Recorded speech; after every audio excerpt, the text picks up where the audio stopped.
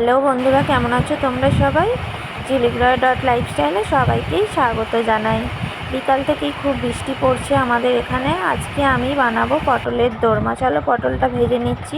পটলের দানাগুলো ভাজাও হয়ে গেছে, তুলে নিচ্ছি। এবার আজকে পটলের দোরমা করব, ওই জন্য পটলটা ভাজছিলাম। পটলের দানাটা ছাড়ানোও হয়ে গেছিলো আগে থেকে, এই ভেজে নেওয়া হলো, আমার ভাজাও হয়ে গেছে। দেখো, এদিকে আমি চিংড়ি মাছগুলো ভেজে নিচ্ছিলাম, আর মশলাগুলোও করে নিয়েছি, কেটে নিয়েছি। পেঁয়াজ, আদা, টমেটো, আদা, রসুন সব এতে মশলাটা দিয়ে দিচ্ছি। পোস্ত দিয়েছিলাম আর সর্ষে দিচ্ছি।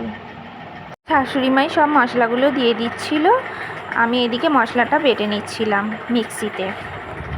তোমরা কারা কারা পছন্দ করো পটলের দোরমা কমেন্টে জানাবে। আমার তো খুব ভালোই লাগে পটলের দোরমাটা খেতে। এদিকে আমার শাশুড়িমাই রান্নাটা করছিল, পটলের দোরমাটা মশলাটা কষে দিচ্ছিল, আর আমি পুরগুলো ভরবো পটলের ভেতরে, ওইগুলো আমি করব, মশলাটা করে দিচ্ছিল।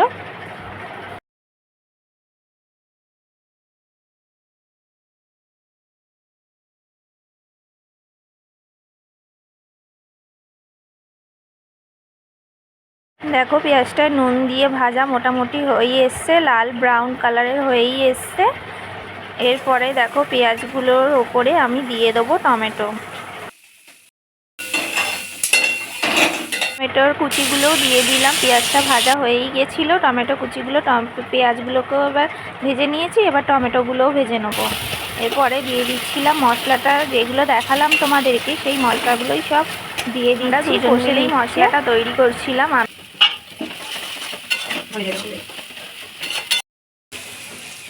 হলুদটাও দিয়ে দিচ্ছে আর লঙ্কার গুঁড়োও দিয়ে দিচ্ছে। আর মশলাটাকে ভালো করে কষে নেবে। কষে নেওয়ার পর সামান্য জল দিয়ে দিয়ে কষতে হবে।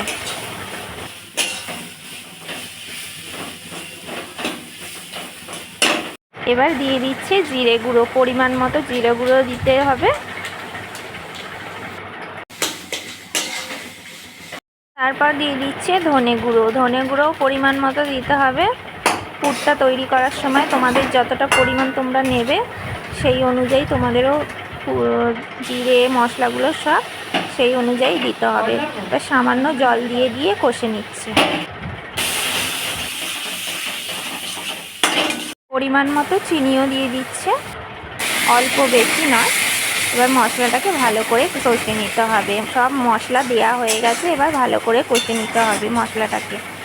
তারপরে একটু দিয়ে দিচ্ছে মরিচ গুঁড়ো, যাতে একটু ঝাল হয়। ঝালটা এবার তোমরা যতটা বুঝবে সেই অনুযায়ী দেবে। আমাদের একটু বেশি ঝাল খায় বলে একটু বেশি ঝালটা দিচ্ছি। এবার পটলের দানাগুলো দিয়ে দিচ্ছি। আমরা পটলের দানাটাও দিই। পটলের দানাগুলো পটল থেকে বার করা হয়েছিল, সেই দানাগুলো ভাজা হয়েছিল, তারপরে দিয়ে দেওয়া হচ্ছে পটলের দানাগুলো, সেইগুলো দেওয়া হলো। এবার মশলাটাকে ভালো করে কষে নিতে হবে অল্প সামান্য জল দিয়ে। কষাটা হয়েই এসছে, এবার ঢেলে নেব। হয়েই গেছে মোটামুটি, কষা পারফেক্ট হয়েছে। এবার ঢেলে নেওয়া হবে একটা থালাতে। এবার ঢেলে নিচ্ছে। থালাতে ঢেলে নেওয়ার পর আমাকে এটা ঠান্ডা করে তারপরে আমি পুরগুলো ভরবো পটলের ভেতরে, নাহলে তো হাতে গরম লাগবে, ওই জন্য একটু ঠান্ডা করতে হবে। আমি থালাটা ঘরে নিয়ে চলে এসেছি, বসে এবার পটলের পুরগুলো ভরে নিচ্ছি এক একটা করে পটলের ভেতরে। পটলগুলো আগে থেকেই ছাড়িয়ে নিয়েছিলাম। পটলের ভেতরের পুরগুলো দেখো ভরাও হয়ে গেছে আমার। এবার আমি ভাজতে শুরু করে দেবো। রান্নাঘরে চলে এসেছি। প্রথমে ফ্রাই প্যানে তেল দিয়ে দেবো, সাদা তেল দিয়েই ভাজছি। লো ফ্লেমে গ্যাসটাকে করে নিতে হবে। তারপরে পটলগুলো ভেজে নেব। অল্প তেল দিয়েই ঢাকা দিয়ে ভাজতে হবে, না হলে তো পটলগুলো আবার সেদ্ধ হবে না। ওই জন্য একটা ঢাকা দিয়ে দিচ্ছিলাম। আর 5 মিনিট পর পর খুলে দেখতে হচ্ছিলো, নাহলে পটলগুলো পুড়ে যাবে। ওই জন্য 5 মিনিট পর পর খুলে দেখতে হচ্ছিলো।